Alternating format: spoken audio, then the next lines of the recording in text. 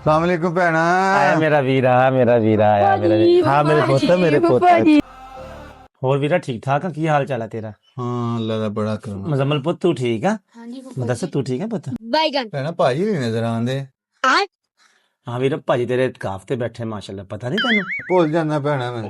हालांकि भरजाई तेरी ने दसिया भी सी मैनू भी भाजी इतकाफ ते बैठे आ ते भैन दा सूट आ ते उन्होंने दिया आ भैना तेरा सूट आ भैना नाले चेक कर ला अपना नाप नूप देख ली। भरजाई तेरी कहंदी सी भैन नू कि एक बार चेक चुक कर लवे, कोई वाधा घाटा ना होवे। अच्छा वीरा मैं कर दिया। पुੱਤਰ ਮੇਰੀ ਗੱਲ ਸੁਣ ਲਓ ਗੌਰ ਨਾਲ। जी अब्बा जी। ਤੁਹਾਡੀ ਫੁੱਫੀ ਤੁਹਾਨੂੰ ਕੋਈ ਪੈਸੇ ਪੂਸੇ ਈਦ ਦੇਵੇ ਨਾ, ਤੁਸੀਂ ਬਿਲਕੁਲ ਨਹੀਂ ਲੈਣੀ। ठीक है अब्बा जी। ਉਹਦੇ ਅੱਗੇ ਬੜੇ ਹਿਸਾਬ ਨਾਲ ਆਪਣੇ ਤੇ ਨਾ ਜਿਵੇਂ ਮਰਜ਼ੀ ਕਹੇ ਤੁਸੀਂ ਪੈਸੇ ਨਹੀਂ ਲੈਣੇ ਉਹਦੇ। हाय बड़े दिन ना मेरे भतीजे मेरे घर आए हैं। मैं कुछ ना कुछ तो भतीजे ਨੂੰ ਲਾਜ਼ਮੀ ਦੇਣਾ, ਈਦ ਤਾਂ ਇਹਨਾਂ ਦੀ ਬਣਦੀ ਹੈ ਨਾ।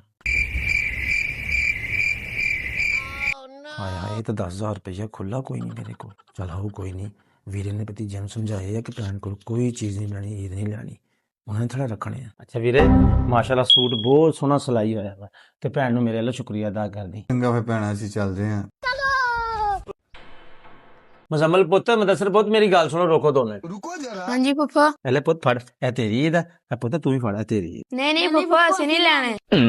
ਨਹੀਂ ਪੁੱਤ ਇਹ ਈਦ ਦੀ ਆ, ਇਹ ਲਈਦੀ ਹੁੰਦੀ ਆ, ਤੁਸੀਂ ਮੇਰੇ ਪੁੱਤ ਆ ਫੜ ਲਓ। ਚਲੋ ਪੁੱਤਰੋ ਤੁਹਾਡੀ ਫੁੱਫੀ ਇੰਨਾ ਇਸਰਾਰ ਕਰਨ ਦੀ ਆ, ਲੈ ਲਓ ਮੇਰਾ ਪੁੱਤ। ਫੁੱਫੀ ਦਾ ਦਿਲ ਨਹੀਂ ਤੋੜੀ ਦਾ ਹੁੰਦਾ। खेलेगा फ्री फायर।